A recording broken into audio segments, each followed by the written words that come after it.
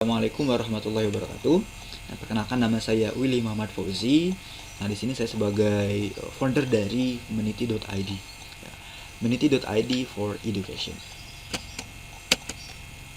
Nah, untuk di sini saya akan memperkenalkan perusahaan kami, yaitu Meniti.id, yang mana Meniti.id ini bergelut dan berkecimpung di bidang pendidikan, ya, di ranah pendidikan seperti itu.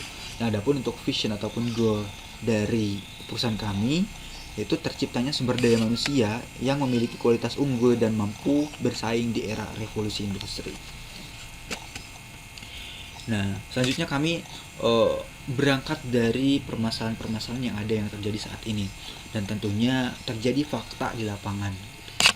Yang pertama, situasi pandemi COVID-19 yang tidak menentu akhirnya. Telah kita juga bahwa COVID ini telah ada sekitar 1 tahun lebih, ya, 1 tahun ke belakang, dan akhirnya pun kita gak tahu gitu kan, akhir dari situasi pandemi ini kapan dan bagaimana nantinya itu kita tidak tahu. Nah, sehingga dengan adanya situasi pandemi ini mengakibatkan efek samping ataupun dampak yang sangat dirasakan oleh sektor pendidikan, khususnya bagi sekolah-sekolah yang tidak bisa beradaptasi dengan situasi pandemi ini. Nah, yang kedua, ketimpangan dan kesenjangan pendidikan karena kurangnya referensi belajar siswa-siswi ataupun mahasiswa-mahasiswi dari tiap instansi. Nah, dengan adanya situasi pandemi ini pasti terjadi ketimpangan dan kesenjangan pendidikan dari generasi yang sebelumnya dengan generasi sekarang yang merasakan kondisi pandemi ini. Kenapa? Karena banyak sekolah maupun perkuliahan ataupun universitas, ya, perguruan tinggi yang tidak bisa beradaptasi dengan situasi pandemi ini. Nah, mereka istilahnya siswa-siswinya tuh tidak maksimal di dalam pembelajaran dan kurang istilahnya referensi belajar yang diberikan oleh pihak sekolah maupun instansi terkait seperti itu. Dengan adanya pandemi ini, segala macam fasilitas terbatas dan sebagainya. Jadi dampak yang dirasakan yaitu nantinya ketimpangan dan kesenjangan pendidikan. Yang ketiga, lulusan SMK dinilai belum mampu bersaing di era revolusi industri 4.0. Nah, kita ketahui juga bahwasanya lulusan SMK ini tahun-tahun sebelumnya juga dianggap, ya, dinilai belum mampu bersaing gitu kan di revolusi industri ini. Nah, ditambah lagi keadaan sekarang, situasi pandemi ini, ya, mengakibatkan, ya, pasti anak-anak ataupun SDM yang sekarang kemarin baru lulus SMK itu tidak bisa bersaing di ranah industri seperti itu. Yang keempat, kurangnya kolaborasi antara instansi. Nah, jadi di dalam situasi pandemi ini kolaborasi itu antar instansi sangat dibutuhkan, ya. Kenapa? Ya, karena dengan kolaborasi kita bisa menciptakan suatu karya dan inovasi, ya. Jadi nantinya permasalahan-permasalahan bisa diselesaikan bersama. Adapun nanti kekurangan antara instansi yang satu dengan instansi yang lainnya, perihal materi, perihal fasilitas dan sebagainya, nantinya bisa dikolaborasikan untuk nantinya sekolah-sekolah tersebut bisa melaksanakan ataupun bisa meningkatkan kualitas pendidikan siswa-siswanya. Nah, untuk solusinya, yang pertama, membantu siswa-siswi memperbanyak referensi pembelajaran. Yang kedua, memaksimalkan potensi pengembangan sumber daya manusia di era pandemi. Yang ketiga, bekerjasama dengan sebanyak-banyaknya instansi ataupun sekolah untuk kebutuhan edukasi. Yang keempat, berkolaborasi untuk menemukan solusi bersama. Ya, itu untuk solusi dari permasalahan-permasalahan yang ada. Nah, untuk market size, jadi di sini ada tiga segmen. Yang pertama, siswa, kedua mahasiswa, dan umum. Nah, umum ini bisa dosen, bisa guru dan sebagainya. Intinya umum, tidak sebatas siswa dan mahasiswa. Untuk siswa ini sendiri, kami telah bekerjasama dengan 100 lebih SMK di daerah Priangan Timur khususnya. Nah, karena kami bulan-bulan ataupun di tahun sebelumnya kami telah melaksanakan kerjasama dan berkolaborasi juga dengan pihak kampus karena kami berada di bawah naungan kampus juga, ya, di STTB Tasikmalaya. Kami telah melaksanakan kerjasama yang sangat banyak ya, sehingga memunculkan kerjasama 100 lebih SMK ya. Kedua, mahasiswa ya, jadi nantinya untuk target dari market atau pasar dari Meniti.id ini di samping siswa itu mahasiswa ya. Mahasiswa pastinya akan haus akan ilmu pengetahuan, khususnya di bidang teknologi. Yang terakhir, umum. Umum ini bisa guru, bisa dosen, bisa ahli dan sebagainya. Dan nantinya di dalam market set ini di dalamnya ada terbagi dua bagian, yaitu kelas titipan dan nantinya yang menjadi narasumber. Ya, untuk narasumber nantinya bisa dari mahasiswa, bisa dari dosen, guru ataupun ahli di bidangnya. Nah, untuk Meniti.id ini mempunyai produk yaitu khususnya di bidang event organizer ya. Jadi webinar, workshop, incubation, private sharing, event collaboration, prakirin. Ini produk-produk ini yang nantinya akan kita luncurkan untuk menjadi solusi terhadap permasalahan-permasalahan yang ada. Ya, nantinya kita melaksanakan webinar, workshop, inkubasi, private sharing, dan prakirin. Nah, ini beberapa kegiatan yang telah dilaksanakan. Dan untuk jenis kerjasama Meniti.id terbagi ke dalam dua bagian. Yang pertama, Meniti.id ekspersonal, yaitu narasumber berasal dari guru atau non guru yang bersedia sharing. Kedua, jenis kerjasama hanya menjadi narasumber gitu. Jadi untuk personal ini kerjasamanya hanya sebatas narasumber. Yang ketiga, profit dan non profit ya. Jadi bisa profitable dan non profitable gitu. Jadi nantinya si narasumber itu sendiri bisa melaksanakan kegiatan webinar atau workshop itu secara gratis beserta sertifikat, bisa mendapat atau diprofitkan gitu, bisa monetize istilahnya. Monetize-nya via sertifikat dan nantinya untuk yang lainnya bisa via pendaftaran. Nah, yang kedua, Meniti.id instansi. Yang pertama, narasumber berasal dari sekolah ya. Jadi narasumber itu berasal dari guru produktif dan sebagainya. Nah, kedua, sekolah memiliki koordinator kerjasama. Yang ketiga, sekolah berhak menampilkan logo sekolahnya di web dan di setiap event yang diselenggarakan. Yang keempat, sekolah berhak menampilkan logo sekolah sebagai media partner untuk event lainnya. Jadi keuntungan untuk kerjasama dengan instansi, jadi di samping kita bisa sharing perihal ilmu dan sebagainya, peningkatan sumber daya manusia, nah sekolah bisa menampilkan logonya untuk promosi nantinya di web ataupun di logonya nanti ditempel di poster-poster event, dan nantinya ketika workshop atau kegiatan webinar itu bisa dilakukan promosi di sana karena nantinya persitipannya tidak hanya di sekolah tersebut seperti itu. Nah, untuk event type di sini ada beberapa macam. Yang pertama, free. Jadi kegiatan ini bersifat gratis ya untuk webinar, workshop, series dan sebagainya. Jadi eventnya free dan bersertifikat. Yang kedua, monetize via sertifikat. Jadi event yang dilaksanakan bisa webinar, workshop, masterclass dan sebagainya seperti itu. Jadi eventnya free tapi untuk sertifikat berbayar seperti itu. Nah, yang selanjutnya ada masterclass. Jadi masterclass ini event memiliki kelas khusus dan berseries ya. Jadi tidak hanya 1 hari, minimal 4 hari gitu, untuk melaksanakan masterclass ini maksimal. Dia memiliki gambaran materi yang nantinya diajarkan, jadi ada target pencapaian dan harus dibuat ketika masterclass tersebut dilaksanakan.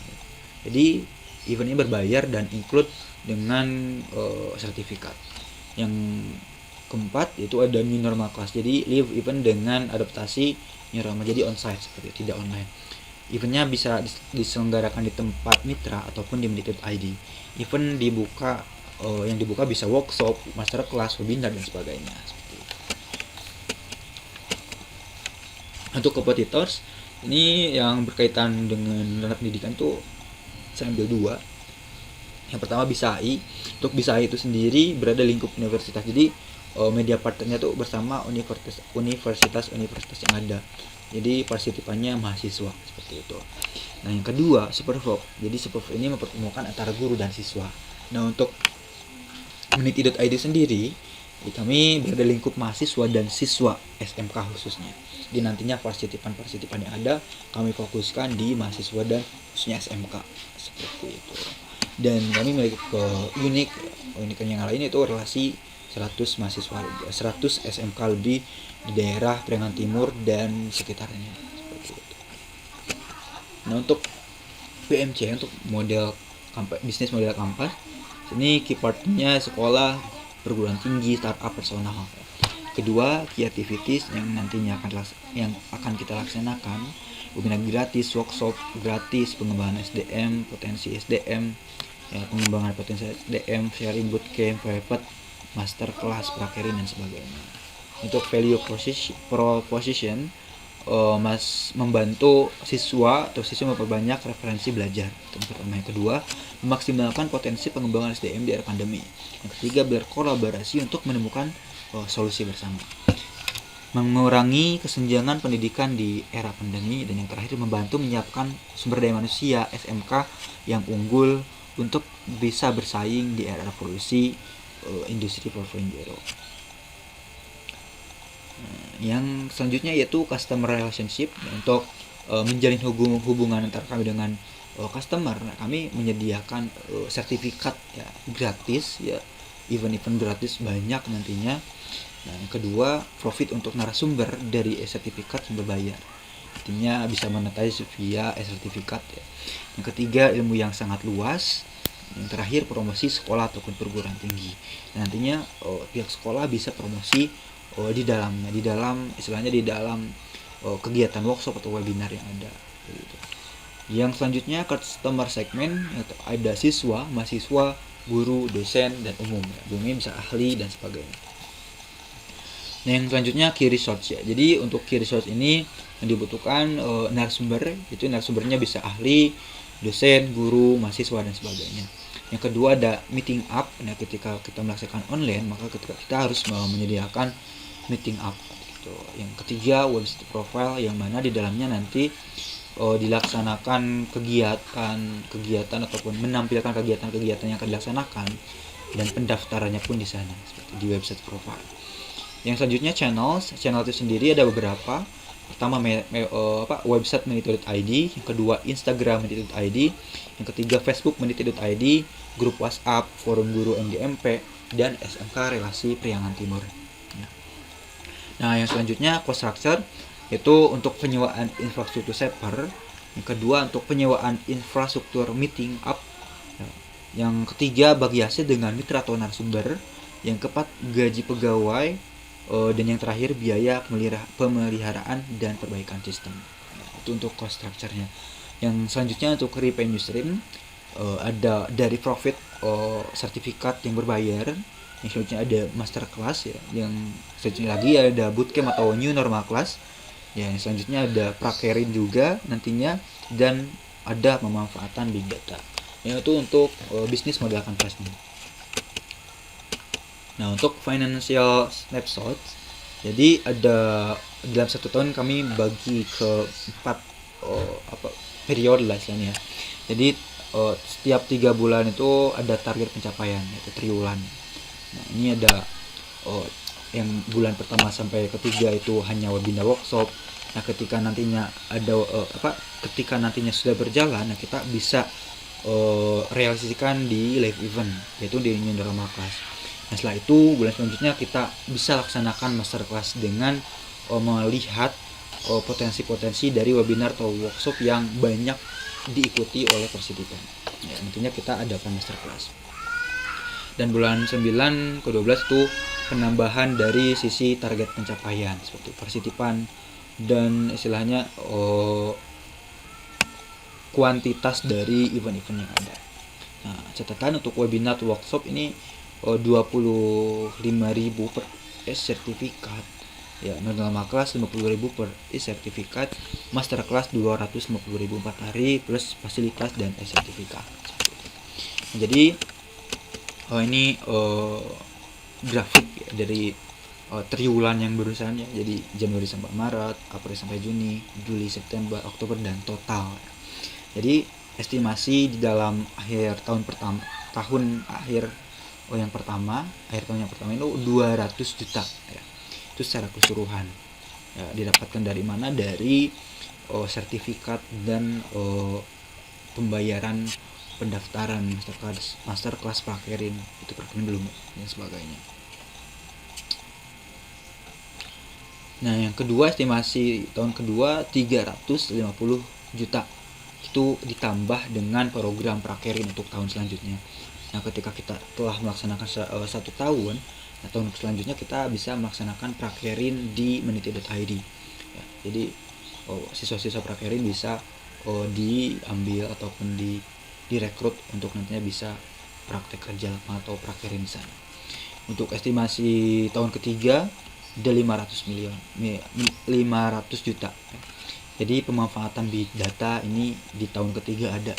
Ya, dengan kita mempunyai data-data siswa SMK, nah kita bisa memanfaatkannya untuk nantinya data-data tersebut bisa dijadikan untuk bisnis intelligence ya. Pemanfaatan data siswa, data event-event yang ada seperti itu. Ini untuk our team, sini saya sendiri Willy Maul Fauzi, kalian saya di web programmer dan AI engineer. Yang kedua Asef Mustafa, OT engineer, network administrator, dan ada Restu Johansyah, graphic designer, 3D modeler. Yang selanjutnya Ahmad Miftah, ada network administrator. Ini founder dari meniti.id. Untuk sosial media kami di sini ada Facebook, Instagram, dan websitenya. Sekian yang saya dapat sampaikan. Terima kasih atas perhatiannya. Mohon maaf apabila terdapat kekurangan. Assalamualaikum warahmatullahi wabarakatuh.